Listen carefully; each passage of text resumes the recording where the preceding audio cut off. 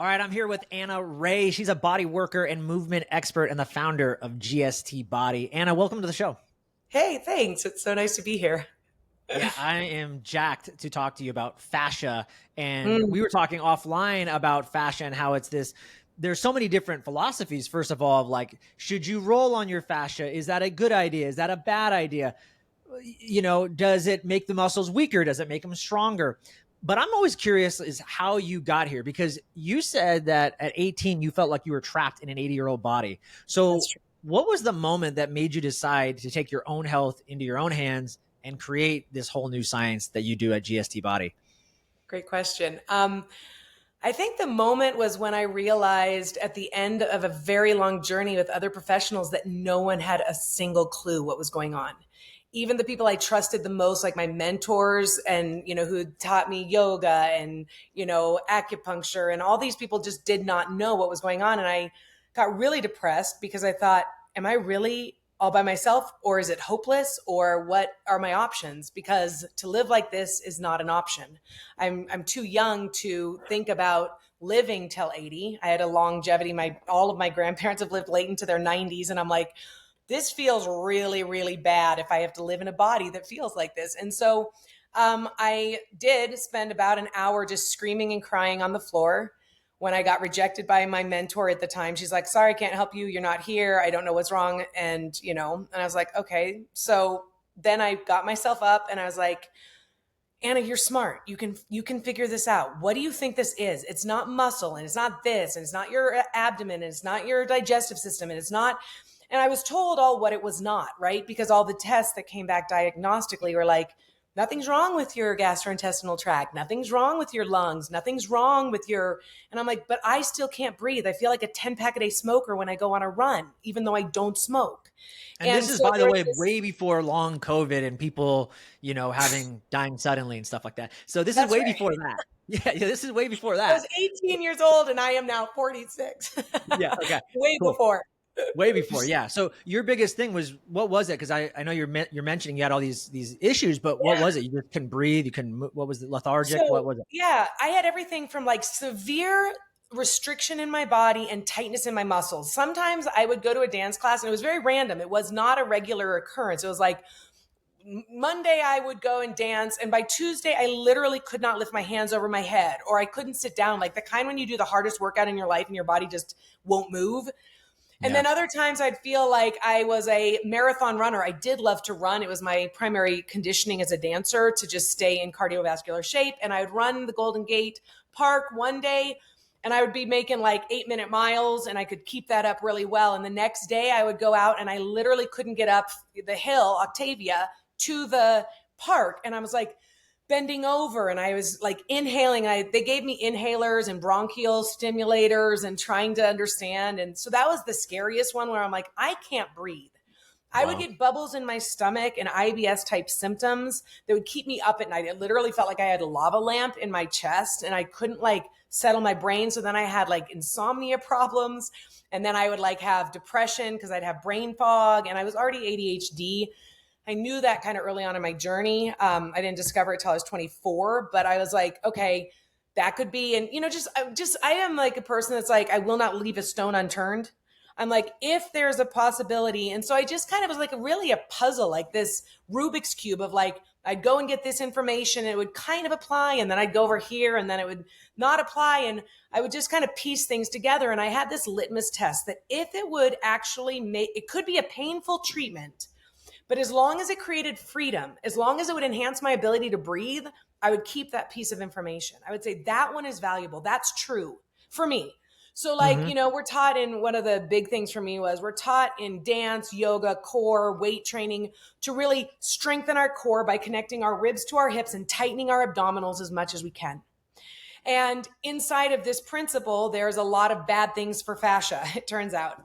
That fascia hates our conditioning of core, how we approach it, what it does, how it shuts down the energetic system. And so I found that in dance, especially, they're like, keep your ribs down and knit tightly. And when I would lift my ribs and stick out my chest as big as I could, I would get so much reprieve in my symptoms. I'm like, why? Why, when I do what I do opposite from what I'm taught and told by my physical therapist and by all these people, do I find so much reprieve? And not just in my muscular tensions, but in my digestive symptoms, in my brain fog, in my emotional depression. I would feel immediate changes in my physiology. 25 years later, I know the answer why that happened, but this was kind of the like down the rabbit hole where I'm like, I have to learn. And at one point I was really angry at the system because I'm like, everything that you're telling me therapeutically to do is actually fucking me up worse, not making me better. It's not like, oh, it's just a different approach and everyone's afraid of saying that you're, it's like, we're doing some bad stuff and we're not knowing it, right? It was like, we could eat corn, high fructose corn syrup forever until we learned that it wasn't good for us. And then we're like, well, we should probably stop doing that. So the same kind of thing applies to our movement, which is my specialty, where we need to kind of just start to reevaluate, because fascia is the biggest conditioner of your body and your health, hands down. And we can go into the science of that at some point, not just opinion based, but it also is conditioned most by how we move. That is the greatest influencer of our fascia. So all of a sudden we have, we're in the habit of marginalizing our movement, right? Like, at least I got 10,000 steps in today. My watch is counting. I'm disconnected. I don't really live in my body, but at least I got my fucking walking in. It's like, wait a second. So we've marginalized our movement to like minimized grossness. And then we're like, why is my body hurting? And why am I suffering? And why can't I lose weight? And why, it's like, okay, so fascia gives us this opportunity, like it did for me, to go in and really be like, whoa, whole new world. World is not flat. The body is not a solid. It's a fluid. The body is not, what we used to think it was. And it doesn't need what we think we are giving it. And that's kind of a really fun opportunity that was hopeful for me, because I was one of those classic people who was like, I've tried everything. I'm at the end of the options for myself. Right? My parents had thrown thousands and thousands and thousands of dollars into therapies and tests. And so fascia gives this really nice new opportunity. And that was kind of what drove me to be passionate about it and arrive here. Yeah, and if anybody looks at your background, I mean, your extensive background, like Qigong, Pilates, chiropractic, I mean, rolfing, you've done like every certification, yoga. If you look at your background, go to your website, GST Body, like you'll see like you've done it all. So it's actually really neat to see someone so powerfully say, no, listen, guys, this is the answer. Like start here first. You can do a lot of things, but let's start here first with fascia. Thanks. And I think what's really fun about like GST, the thing that ended up being what I discovered, is that it has a little bit of everything in it.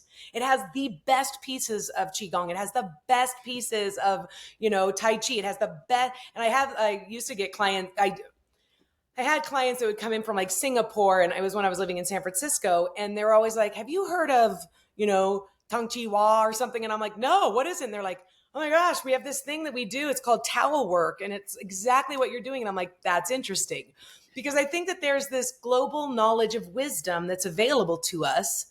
And not all of it is beneficial to all people, but if you can distill it and find those pieces. So that's what I love about seeing what happened to GST is it's like, I studied everything and I took the pieces that really worked, like the best of the best, and then put it into like kind of a method that someone could actually learn rather than scattered. So it was a really intense process. It's like Bruce Lee talks about, like subtract everything, right? And then just take what's left. So, and one of the things you talk about is just going rogue from the medical system. So let's talk about that. What did you discover about fascia that traditional medicine and fitness have completely overlooked? That's such a great question. I'm going to simplify it by saying pretty much everything. I literally was shocked when I started to be like, I was taught this and this is wrong. My doctor told me to do this and this is wrong. And I don't mean wrong as in like bad. I mean wrong as in like the fascia is saying it wants exactly the opposite. So start from the fact that the medical field has always disregarded, anatomical dissections have disregarded fascia as being like a superfluous tissue that's in the way of really important organs, massed organs that are like hanging in your chest and doing important things. And it's only recently that they're going back and being like, there's so much of this stuff. Maybe it has a purpose. It's everywhere. Could it actually be serving some kind of a function in the body? And inside of that exploration, then all of a sudden it's like, we don't actually know very much about what this substance is and what it's doing. So the first step is being like, what is this stuff? How does it work? Why is it? What's its composition? What is its, energetic requirements? What is its nutritional, base elements? Its chemistry compounds. And once you see that, it changes our whole medical view of the body.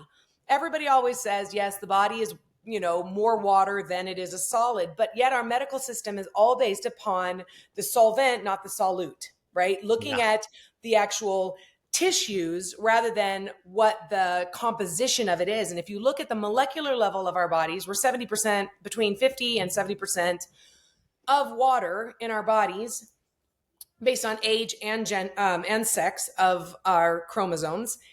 And inside of that, though, if you look at the molecular level, we're 99% water, right?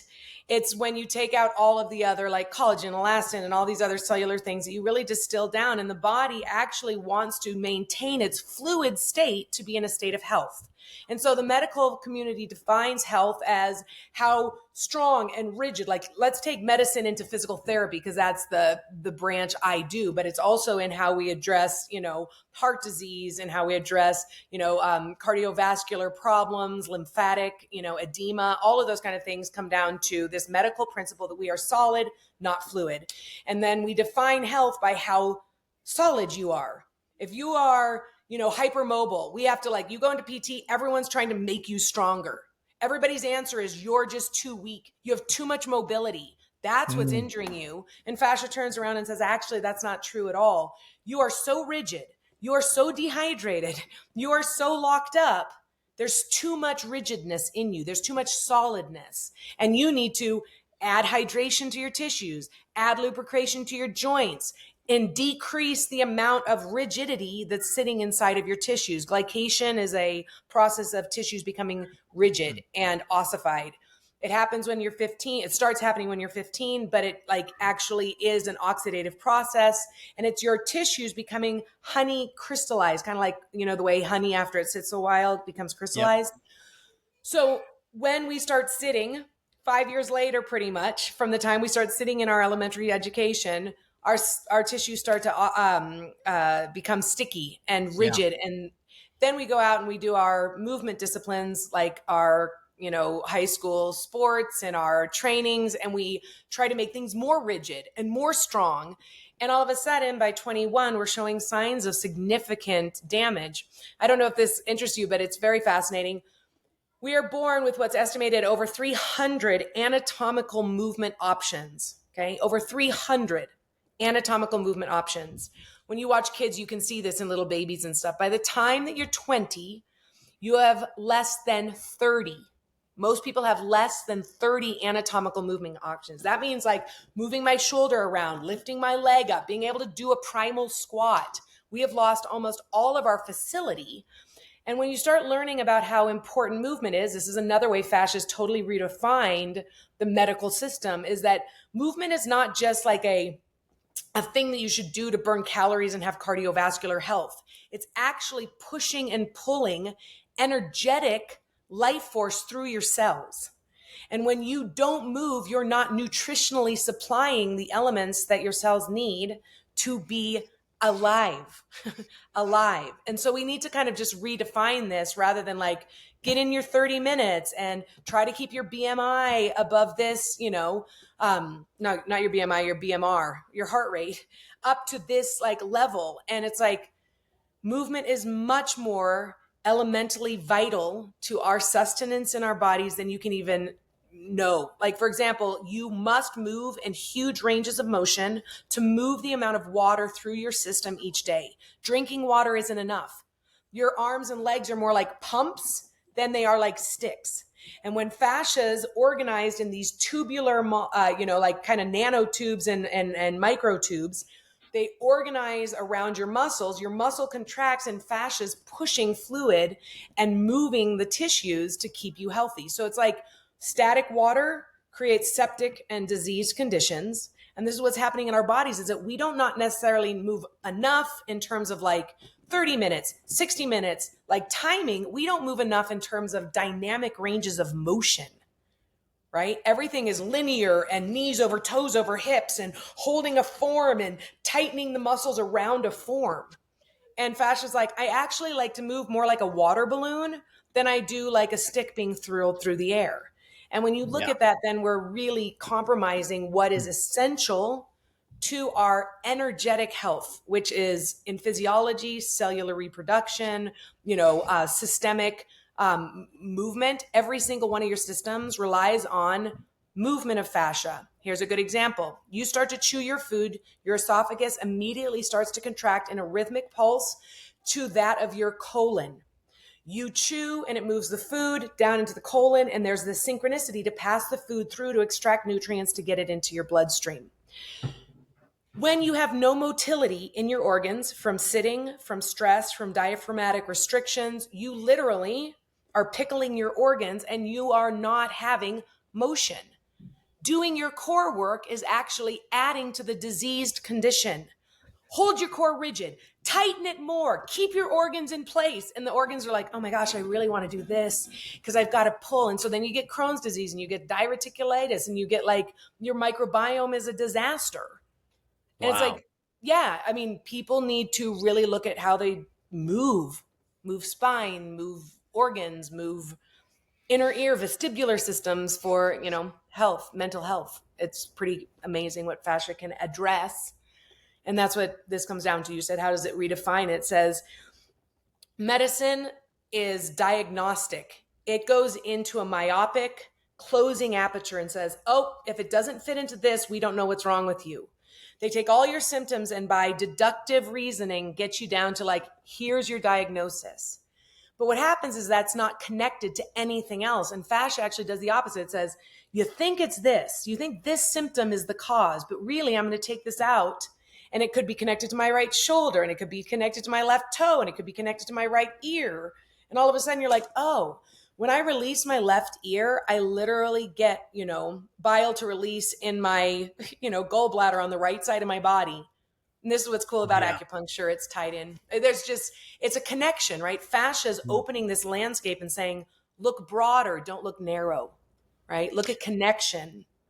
Yeah, I love that. And, think about the 300 movements. And I'm thinking as you're talking, most of us, we do probably 10 basic movements if we want to build muscle in the gym. We do a deadlift, we do a squat, we do a push press, we do curls. Everything is just one linear motion. There's no rotation. And that's why you see a lot of the animal movement people and things like that. You can see why that's probably a lot better for moving fascia, moving waist. And then 100%. I'm just thinking, I was laughing too. You were talking about the energetics or tighten the core. I had an issue with tightening the core a couple of years ago, and I have an electric stim device. So I'm lucky and I can hack workouts, but I was like, you know what? I really want to get a six pack. I don't work on my abs. So I was throwing stim down on my lower in the psoas.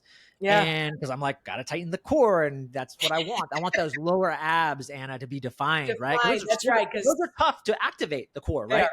And I was doing so much stim over like a 2-week period. I overactivated it, and the rest of my body, my pelvic floor actually fell out is what happened. I didn't know it. I didn't know it at the time, but I had a friend who was really savvy with health. And all of a sudden I started developing right testicular pain, thinking that, oh man, oh my God, I have cancer. Like, what does every guy think? And I went and saw a friend, and he goes, let me check you out. He goes, you don't have cancer. Let me check you out. And he did some fascia work on the psoas. And when he did that, I had this massive emotional release. And he goes, well, of course. He goes, there's nerve innervation going right from the psoas to your right testicle. He's like, as soon as that released, I felt no more pain. And I also had a big emotional release. So I'm also just thinking as you're speaking, one is just the humor around tighten the core. Is that really what we should be doing? Women too, though, what the interesting thing is, now I'm also curious, though, pelvic floor is a big issue with women post-birth. And aren't we supposed to tighten that to make that get better? Mm-hmm. What people don't understand is that intrinsic muscles, like as in the pelvic floor, are more tied to your autonomic system than your sympathetic, right? Than the controlling part. Like even a Kegel doesn't get into the pelvic floor because it actually takes its tone, its resting tone, from the pressurized tissue above it. It's a three-dimensional, multi-attached diaphragm, right? And it helps to compartmentalize the internal, I call it barometric pressure. I know that deals with meteorology, but internally you have these pressured cavities that need to maintain their pressure to be able to maintain structural support. And so when you do a linear movement and tighten your psoas, it's literally taking the three-dimensional structure and tipping it. And then it'll actually pinch nerves like you experienced and change the veneration of those muscles. But when you think about a spinning top that's like held by magnet gravity. And if you take the magnet and move it and this falls, this stops getting tone. So then this becomes untoned. This becomes overly toned, and there's not this balance. And so all of a sudden, pressure that's connected through the pelvic floor to your bladder changes. And then the bladder meridian is like shut down. And all of a sudden, so there's a principle in fascia that's talking about, it's called biotensegrity. Okay. Tensegrity was a term that was created by this architect, 𝘍𝘠𝘪𝘀 in the 70s. And he was using it as a way to describe architectural structures that maintain their support by tensions, by oppositional tensions, kind of like the he's Golden also Gate the same one that came up with carbon 60, right? That honeycomb. Yes. Yeah. Yes. Good. And so then another scientist is like, actually, tensegrity is actually everywhere in biology. It's in the structures of the cell. It's how your cells hold. It's how your tissues hold. It's how fascia holds. And so biotensegrity is this idea is that it's not that you don't want any tension. It's not that you want too much tension. It's that you want the right amount of tension in right relationship. So for example, using the pelvic floor, a lot of women, when they start to bear down and have their babies, their pelvic floor is taught to tuck so that the inlet of the pelvis is in a position that can push the baby out. But after post-pregnancy, most of them have done so many sit-ups that their pelvis is held that way and it doesn't rebound and come back up. So if you picture a diaphragm that's supposed to be like parallel to the floor and the gravitational pull to hold its tension, and you tuck the pelvis, all of a sudden it's like, oh, there is no actual tension line. So there's over tension in the back, which is where people constantly have back pain. And then there's no tension in the front. So the bladder can't actually hold the urethra up and be able to hold, continence. And this happens not just in pregnancy. It happens because we are taught to tuck our pelvis to protect our low back when we do sit-ups and when we do deadlifts and heavy lifting. It's like tuck and flatten your spine. It's like you're changing all of the tensegrity in your low back. And I see it over and over again in men and in women. And it affects your sex life. It affects, how you're able to like have stamina inside of your pelvic floor and energetic moving. Sensitivities shut down so it can change your sensual pleasures by changing your pelvic floor. That's just one example since you brought it up. But this is huge. There's not a way. I like to say this. There is not a thing that your fascia does not touch. A part of your health, a part of your emotions, a part of your well-being, that fascia is not intricately woven into. It's not just like part of it. It's functioning as in it. That's what this mystery system does, is that it's not a system apart like the vascular system or the digestive system. It wraps around your digestive system. It wraps around your endocrine system. It is one of the organs of every other system. So it has its own organs, just like a heart or a lung. It's not There's fascia right around the heart too, though. That's right. It's around the heart because it's part of your cardiovascular system. So it tells you a new way to change your cardiovascular health. It wants you to start from the respiratory side and not the heart side. It wants you to condition heart strength by your lung range of motion and ability to animate. It has all of these different, like, you say, what? It's like a new way of thinking. I literally mean the world is not flat anymore. It changes your entire body view when you look at it through the lens of fascia. Yeah, I'm super annoyed right now because I'm looking at the time and I know we have to run in like the next 15 minutes. I have so many questions. Number one, you're blowing my mind. I'll go quicker. No. This is great, but you're bringing up a whole bunch of things for me. One, and I'm going to just tell you kind of where I see this going. One is, I'm definitely going to have you around for round two, but one is the emotional connection with fascia. We see a lot of that, and I want to talk about that because you're talking about that electric current, and we see a lot of emotions and how that connects. The other thing that you're touching on is breathing and CO2 and barometer was a word you use. And I've been doing just my own study with the breath and just trying to learn more about it and how that is so important. So I want to ask you about that. But before I do any of that, what you just talked about, neutral spine, Kelly Starrett, big time influencer, CrossFit guy, mobility guru, talks a lot about neutral spine. And I've heard a lot of people say, dude, what are you talking about? But you're going to get under a 400-pound squat rack or whatever, put 400 pounds on your back. I don't know. I always was thought like, yeah, you better tighten up. You better be tight so that that thing doesn't break your spine, neutral spine, right? But everyone will say, yeah, but Joel, that's not realistic because we don't move that way. There's always a curvature. There's always a bend. So I want to ask you about that. And also Kelly Starrett is the same guy who's saying, throw a freaking ball on your back, on your neck, if you got some stiffness and roll it out. What are your thoughts on that? Okay. Really good question. Two things. The first is, I think that there is a place for stability, but it's created differently. Fascia asks for a different approach to stability, which is not a stacking. So we're never static, ever. You've moved 30 million times, micro movements in your eyes, ears, saliva, like you're constantly shifting. So even when you're stacking 400 pounds, in your body, there is so much diversity. Like the body is constantly moving energy to keep it from loading too heavy. So I think the first thing is redefining what is stability, how you get it, and position is never the answer. You never want to hold a position because that locks energy movement through the spine. My other question is, why does the human body, as a point of function and health, need to be pushing 400 pounds through the vertebra? That's not necessarily what the vertebrae are designed to do. It's more of an ego testosterone thing, I think. Yeah. I'm not judging here. I'm just saying that we have to kind of look as like, what is our goal? Is it to like human power or is it like, I want to make my body so functional, so useful that I will never run out of use until my last breath? And that's my thing. It's like, I don't need to lift 400 pounds because it actually doesn't apply to anything else in my life. Yeah. Having said that, I don't know that the body was created to do that. When you look at how the spine moves energy, it moves it in waves. And so even if I'm lifting a heavy, heavy load, I am passing it through the vertebra in a wave-like pattern, not in a stacking-like pattern. Okay, so those are just some thoughts. And I don't think that neutral spine is traveling the energy correctly because there's nothing neutral and the vertebrae are not shaped to stack. Okay. The second thing you asked me is about rolling. Yes, rolling has a place. It is not what I was after. In fact, I did a lot of lying on balls for many years. And what I noticed is when I lay on a ball or roll on it, I get reprieve.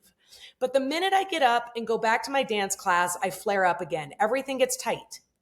And it's almost like this. That's where I'm at in my life. Yep. And so at 18, I'm like, I can't spend 3 hours undoing an hour and a half dance class. That doesn't work for me. And as you get older, the liability, that ratio increases. It's like, if I go out and do a really hard workout, I have 4 hours of recovery to get back to zero.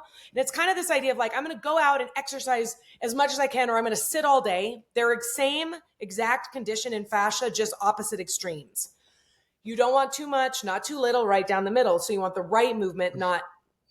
So the idea was when I was laying there and you kind of asked me, the very first question was the epitome of what was the moment that you decided? And it was like, I'd been in on this like 6 months. I knew that I was in fascia. I knew that this rolling really helped my pain, this laying there and letting tension go, the melting feeling.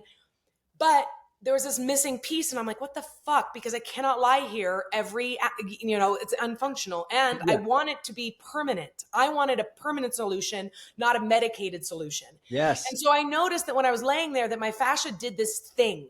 And it kind of felt like a spreading and a moving, but it felt like a contraction. It felt like it was like actually ducking and dodging and kind of like almost like a sea anemone when a wave comes. Yeah. So I'd lay on these really hard. I didn't lay on roller balls. I laid on wood, like rollers, and we still have one in my equipment line, the original one I remade. And do you remember Rainbow Grocery, by the way, in San Francisco? Well, yeah. And by the way, 1822. That's where I got my first roller from, and I'm like, I really love that place. Yeah. By the way, you said Octavia, 1822 Fell Street. That's where I first lived, just so you know. Oh, really? I was in I was right on Fell Street. What was mine? I might I have was been on really living so Ashbury. close to you. I was right in between Ashbury and Cole. Oh my gosh, we were Yeah. very close neighbors. Let me Yeah. tell you, that's Yeah. so cool. Yeah. I'm knowing it now. That's really funny. So the point of the roller was I noticed that something was happening, and I'm like, what if I could control that?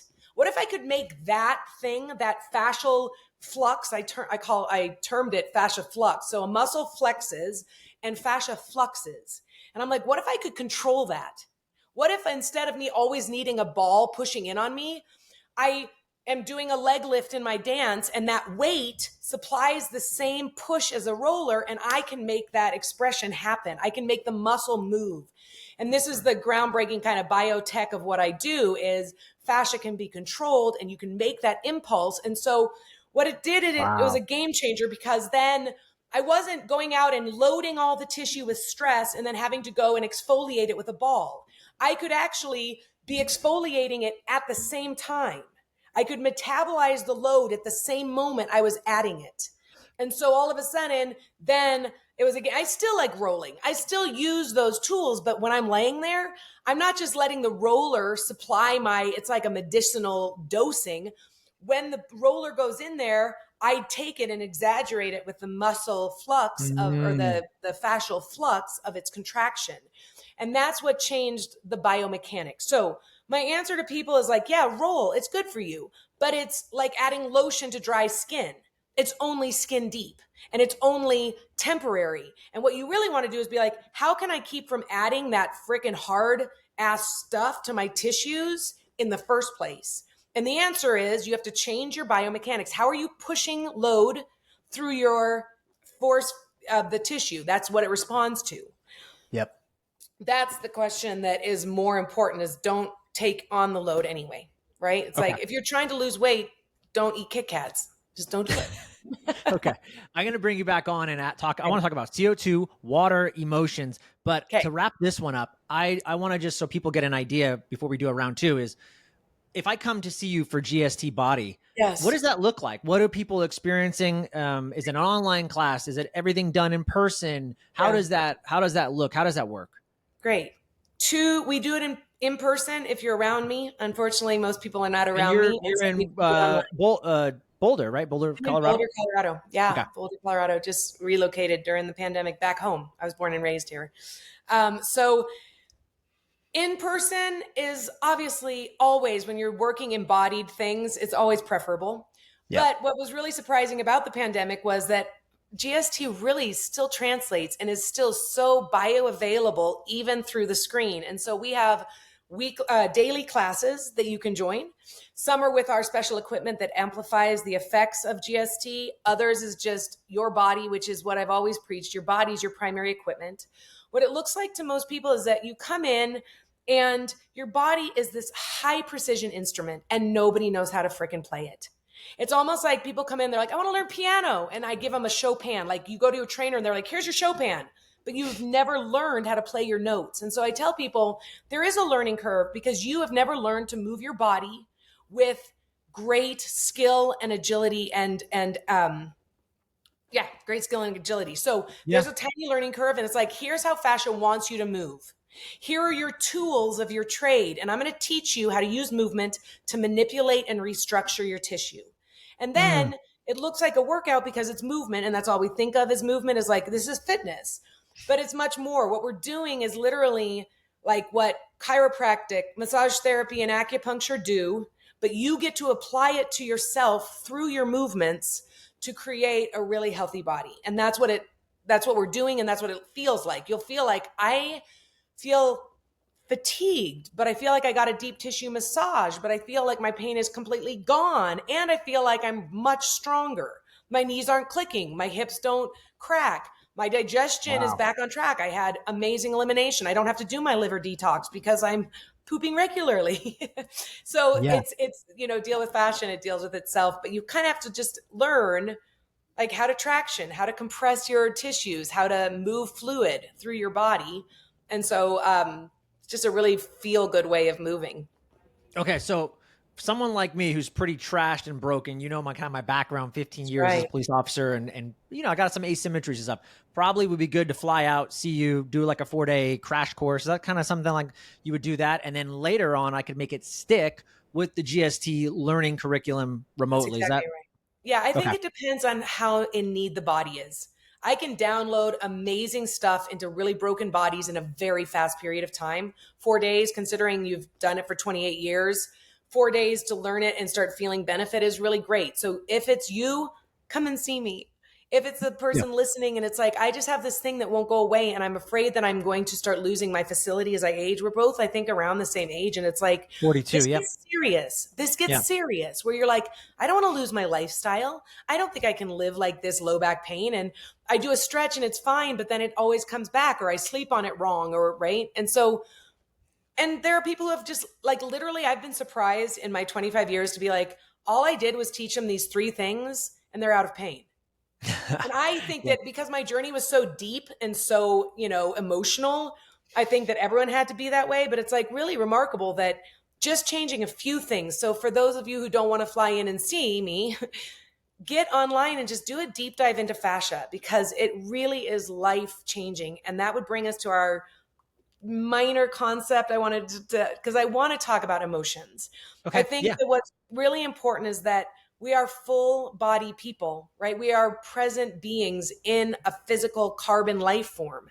And we want to take care of the carbon life form, but it directly influences our emotions and vice versa. The emotions are a result of how our fascia interacts with the world around us. And this is what people really dive into, is that I usually explain it like this. Fascia is the intermediary energetics between your chemical loads of your physiology and your nervous system and the mechanical loads of pressure, right? Like picking up your 10-year-old son, or carrying your dog in from the car, or loading and bench pressing 400 pounds, whatever. Those are mechanical loads. And our psychological loads, fascia contracts the same. It sends this impulse through chemical influence and layers into a contractile nature in the fascia.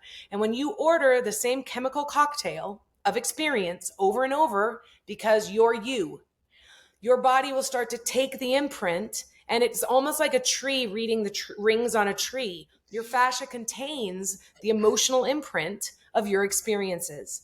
And so that can have physical ramifications. It's not like, I do like woo-woo stuff, but it's not a woo-woo thing. It's very scientific, where you Yeah. want to heal your childhood trauma, you can go in through your body, but it's not a mystical thing. It's fascia finding the energetic release so that it can be free, so you can feel good and live vitally.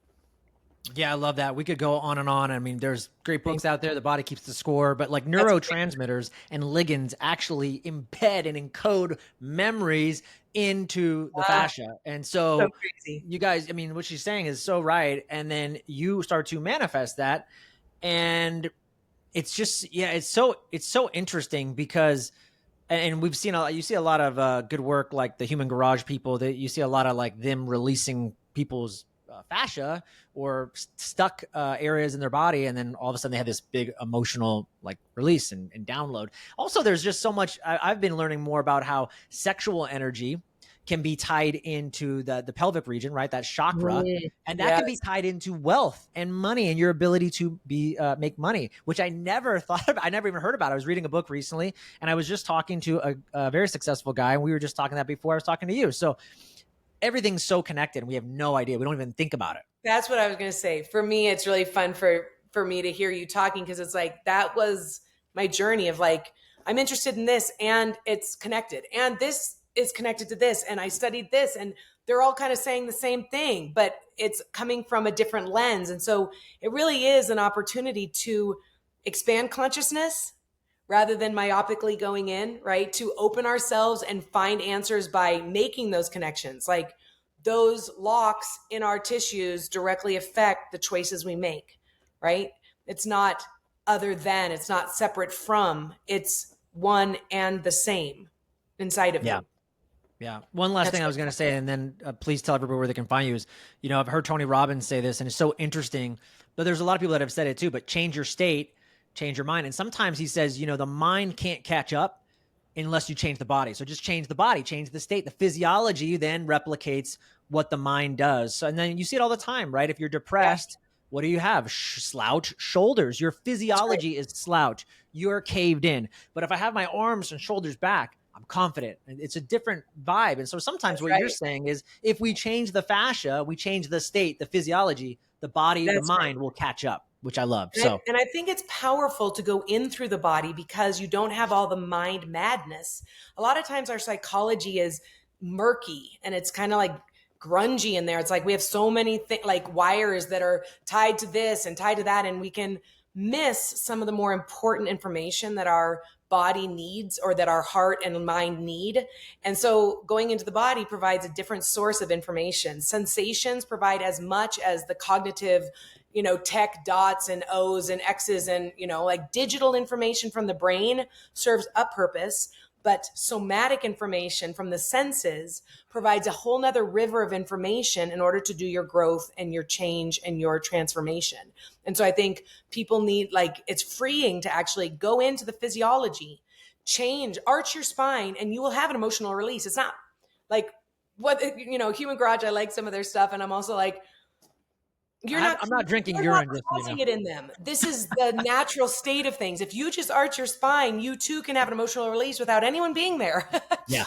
Just lift your heart and you will feel lighter. It'll lift your countenance, Yeah. So good. Anna Rahe, tell people where they can find you, connect with you if they want to learn more. Yeah, perfect. Come to GSTBody.com.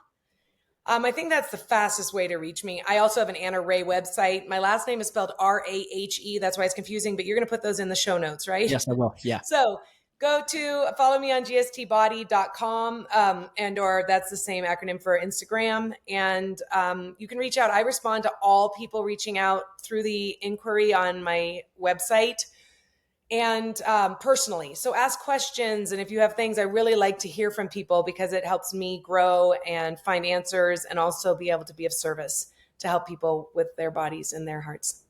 I love that. Anna Rahe, thank you so much for GST Body. Appreciate you. Yeah, pleasure. Thanks for having me.